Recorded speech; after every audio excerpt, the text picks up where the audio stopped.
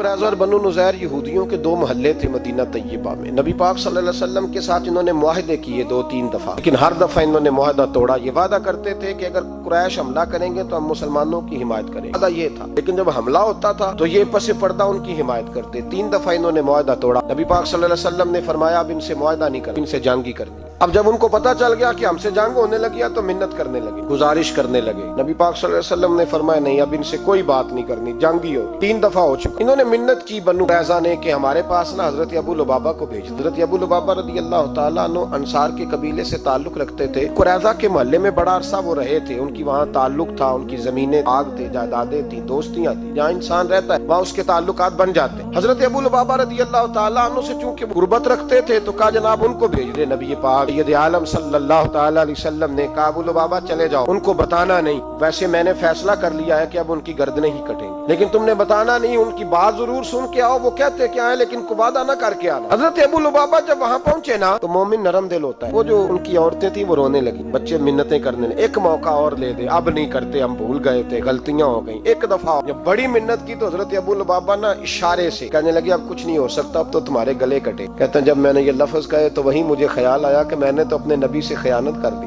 میں نے تو محبوب پاک سے خیانت کی، حضور نے تو کہا تھا بتانا۔ فرماتے میں روتا ہوا نکلا، سیدھا مسجد نبوی میں آیا۔ حضرت ابو لبابہ نے مسجد نبوی کے ایک ستون کے ساتھ اپنے آپ کو باندھ لیا، آج بھی وہ ستون مسجد نبوی میں موجود اور اس پہ لکھا ہوا ہے یہ توبہ کا ستون ہے، آج بھی موجود ہے۔ حضرت ابو لبابہ نے وہاں اپنے آپ کو باندھا، 8 دن بیت گئے، نماز کا وقت آتا تو ان کی بیوی آ کے کھول دیتی، قضاء حاجت کے لیے کھول دیتی، نماز کے لیے کھول دیتی۔ 8 دنوں سے بندے، اسے سننا کم ہو گیا، آنکھوں سے نظر آنا کم ہو گیا، سماعت اور بصارت میں مسئلہ بن گیا۔ حضرت ابو بکر صدیق کہتے ہیں نبی پاک صلی اللہ علیہ وسلم نماز پڑھانے آتے، انہیں بندھا ہوا دیکھتے چپ کر کے گزر جاتے۔ ایک دن میں نے عرض کی حضور ابو لبابہ کی حالت دیکھی نہیں جاتی، دعائی کر دیں۔ علامہ اسماعیل حقی کے لفظ ہیں بھائی، نبی پاک صلی اللہ علیہ وسلم نے فرمایا وہ ڈائریکٹ رب کریم کی بارگاہ میں گیا ہے، اب اللہ ہی اس کی توبہ قبول فرمائے گا، اگر میرے پاس آتا میں اس کے لیے استغفار کرتا تو رب اسے جلدی معاف فرما دیتا۔ یا ایھا الذین آمنوا اتقوا اللہ وابتغوا الیہ الوسیلہ، اور بخاری شریف میں حدیث موجود ہے، رسول کائنات سرور دو عالم صلی اللہ علیہ وسلم کے پاس ایک شخص آیا، اس نے آ کر کے عرض کی حضور میں غلطی کر بیٹھا ہوں، نہ ہو گیا، عصر کی نماز کا وقت تھا حضور میں بھول گیا تھا۔ نبی پاک نے اس کی بات پہ توجہ نہیں فرمائی، پھر اس نے عرض کی کھڑے ہو کے یا رسول اللہ مجھ سے غلطی ہو گئی، پاک کر۔ حضور نے توجہ ہی نہیں کی، تیسری دفعہ پھر نبی پاک نے پھر توجہ نہیں کی، فرمایا بلال اٹھو اقامت پڑھو۔ حضرت بلال کہتے ہیں میں نے اقامت پڑھی، نبی پاک نے جماعت کرائی، جماعت کے بعد وہ پھر کھڑا ہو گیا، یا رسول اللہ میں نے عرض کی تھی غلطی ہو گئی یا بھول گیا تھا، یا رسول اللہ صلی اللہ علیہ وسلم میرے لیے سزا کا اعلان مجھے پاک کر دیں۔ نبی پاک نے اب توجہ فرمائی، مسکرا کے فرمایا تم نے میرے پیچھے نماز نہیں پڑھی؟ یا رسول اللہ پڑھی ہے، تو فرمایا خوش ہو جا، پھر اللہ نے سارے گناہ معاف فرما دیے۔ مجرم ہو تو منہ اشکوں سے دھوتے ہوئے آؤ، آؤ در تواب پہ روتے ہوئے آؤ، قرآن میں موجود ہے توبہ کا طریقہ، میری سرکار کی دہلیز سے ہوتے ہوئے آؤ۔ یہاں لوگوں کو پتہ نہیں کیا ہو گیا ہے، کس طرح کا لوگ انداز اختیار کرتے ہیں، چاہیے اللہ تبارک و تعالی اب کریم نے تو تجھے دین اپنے نبی کے وسیلے سے عطا فرمایا۔ حضرت ابو لبابہ رضی اللہ تعالیٰ عنہ کو 7 دن بیت گئے بندے ہوئے، نبی پاک صلی اللہ علیہ وسلم نے فرمایا رب اس کی توبہ قبول فرمائے گا، بڑا کریم ہے۔ حضرت ام سلمہ کہتی ہیں حضور میرے حجرے میں تھے تو مسکرانے لگے، میں نے عرض کی یا رسول اللہ کیا ہوا؟ میں جبریل امین آئے اور وہ کہتے ہیں محبوب مبارک ہو، رب کریم نے ابو لبابہ کی توبہ کو مقبول فرما لیا ہے۔ اب لوگ دوڑے گئے، کہا جناب ابو لبابہ کو کھولتے۔ حضرت ابو لبابہ نے فرمایا میں ایک بار غلطی کر چکا ہوں، بار بار نہیں کروں گا، پیچھے ہٹ جاؤ، میں اسی وقت کھولوں گا جب میرے نبی آ کے مجھے کھولیں گے، اسی وقت کھلوں گا۔ ابو لبابہ کو حضور نے کھولا تو قدموں میں گر گئے، کہنے لگے محبوبہ میں ساری دولت قربان کرتا، ہر چیز پیش ہے، میں ساری نہیں، چوتھا حصہ دے، چوتھا حصہ باقی اپنے گھر میں رکھ، تیرے بچوں پہ فقر نہ۔ صحابہ کرام ذرا سی غلطی ہوئی، ذرا سی بھائی ذرا سی خطا، بنو قریظہ بات ہے پوری سمجھے بھی نہیں، ارے سے خیانت کی لفظوں سے نہیں، لیکن 7 دن وہ بندے رہے۔ یہاں لوگ بڑی بڑی خیانتیں کر کے ڈٹے ہوئے، احساس ندامت قریب نہیں پھٹکتا۔ ہم لوگ، ہم سے کو پوچھتا ہے صاحب کیا حال ہے تو ہم کہتے ہیں بھائی جتنا صاف ستھرا میں دوسرا شاید ہی تجھے ایک دنیا میں انسان ملے۔ ہمیں اپنی غلطیاں سدھارنی چاہیے، جہاں جہاں ہم سے خیانتیں ہوتی ہیں وہاں ہمیں دیانتداری کر لینی چاہیے۔ حضرت ابو نور علیہ رحمہ نے لکھا ہے، فرماتے ہیں محمود غزنوی کا دور تھا تو آدمی محمود غزنوی کے پاس نا اپنا کیس لے کے آیا، مدعی بن کے آیا، اس نے کہا بادشاہ میرا کیس بڑا نرالا ہے۔ بادشاہ سلامت نے کہا وہ کس طرح؟ کہنے لگا یہ میرے پاس ایک تھیلی ہے، میں نا سفر پہ جانے لگا تو یہ تھیلی پوری ہیروں کی بھری ہوئی، فلاں علاقے کے جو قاضی صاحب ہے نا، میں دفعہ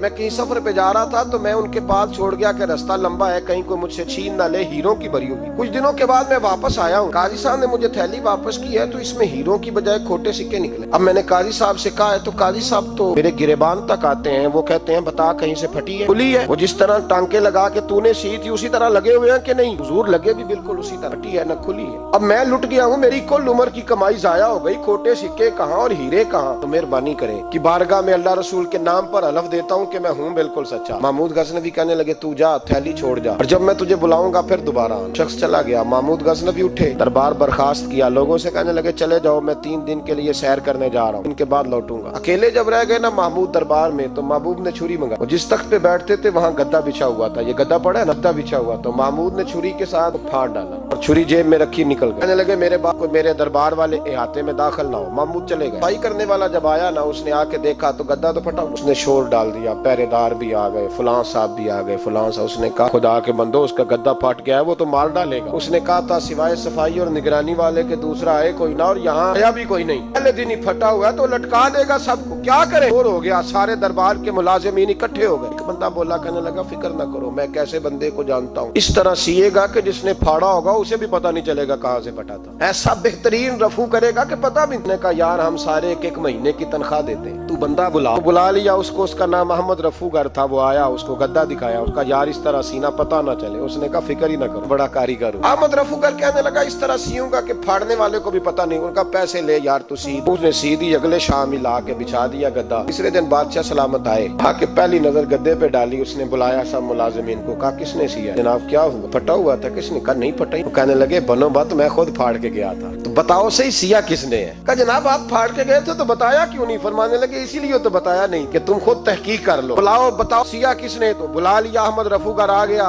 उसको जब बुला के सामने बादशाह खड़ा किया, कहा भाई तूने सिया है? कहने लगा हुजूर आपके सारे मुलाजिम इकट्ठे होके आए थे, मेरी गलती कोई नहीं। कहा नहीं यार तू बड़ा कारीगर है, मैंने अपने हाथ से फाड़ा था पर मुझे भी नहीं पता चल रहा कहाँ से फटा था। अच्छा ये बता ये थैली जो है ये भी तूने सी थी? उसने कहा जी आपके खादम का ही कारनामा है, तो फलाने इलाके के काजी साहब आए थे, इसमें से हीरे निकाल के तो खोटे सिक्के भरे थे, तो मुझे भी थोड़ा सा हिस्सा मिला था। महमूद ने सारे गवाह भी इकट्ठे कर लिए, सबूत भी इकट्ठे कर लिए। फिर काजी को बुलाया, सारे सबूत इकट्ठे करके काजी साहब को बुलाया, तन्हाई में ले जाके। महमूद गजनवी ने कहा काजी साहब आपसे गलती हो गई, गरीब आदमी था, वो लुट गया है, उसने तो बड़ी मुश्किल से कुछ हीरे जमा किए थे और उसकी कुल कायनात थी, तो आप उसका माल उसे दे दे, बात खत्म। काजी साहब कहने लगे आप मुझ पे इल्जाम लगा रहे, सवाल ही नहीं पैदा होता। आप मेरी दाढ़ी देखें, आप मेरा एजाज देखें, दुनिया जानती है मैं। काजी साहब इंसान भूल ही जाता है, बंदा भूल जाता है, गलती होगी। माल ने कहा नहीं सबक मैं तन्हाई में पूछ रहा हूँ, उस वक्त पूछ रहा हूँ जब दूसरा मौजूद कोई नहीं। आज तौबा कर ले, कुछ नहीं कहूँगा, तू मेरी जुबान पे एतबार कर, तुझे पता है मैं जो कहता हूँ उस पे अमल भी करता हूँ, आज आ जा। पर काजी ने कहा नहीं मेरी गलती कोई नहीं। महमूद ने फिर बड़े दरबार में बुला लिया। मजमा-ए-आम में मोहलत के दिनों में जो तौबा कर ले वो बच जाते हैं, लेकिन लोग रुसवाइयों के दिनों में फिर वापस लौटते हैं अगला घर देख के, फिर हालात और तरह के हो चुके होते। जब बड़े दरबार में काजी को बुलाया, भाई तू मानता है कि नहीं? उसने कहा नहीं। कहा बुलाओ अहमद रफूगर को। वो अहमद रफूगर आया तो बूढ़े काजी की टांगे कांपने लगी, जुमले टूटने लगे, लफ्ज जमीन पर गिरने लगे, बात सही नहीं होती, जुबान लड़खड़ाने लगी। महमूद कहने लगे काजी मैंने तुझे कहा था वहाँ मान जा बात, अब बड़े दरबार में बोल। जब काजी साहब की गर्दन खुद ब खुद झुक गई तो दुनिया समझ गई। कहा निकल जा मेरे दरबार से। महमूद बोले निकल जा, नहीं तुझे इज्जत दी, इतनी बड़ी तनख्वाह दी, काजी बनाया, और ये थोड़ी सी रकम के लिए, थोड़ी सी रकम के लिए तो बददियानत हो गया, चल चला जा। दरबार से निकला तो लोग लानतें बरसाने लगे। कल जो दुकानें छोड़ के सलूट करने आते थे वो कहने लगे इसकी उम्र देखो, इसके काम देखो, देखो इसने क्या किया। हार गया बच्चे जिनके लिए पाप कमाया था, तू पाप कमाए हुन किथे नहीं हो तेरे घर दे। बच्चे कहने लगे अब्बा जी तो स्कूल मदरसा जाने के काबिल नहीं रहे, उम्मीद थी कि बीवी साथ देगी। वो कहने लगी मैं मेके कैसे जाऊंगी। गली की औरतें तरह तरह की बातें बनाती हैं। भाई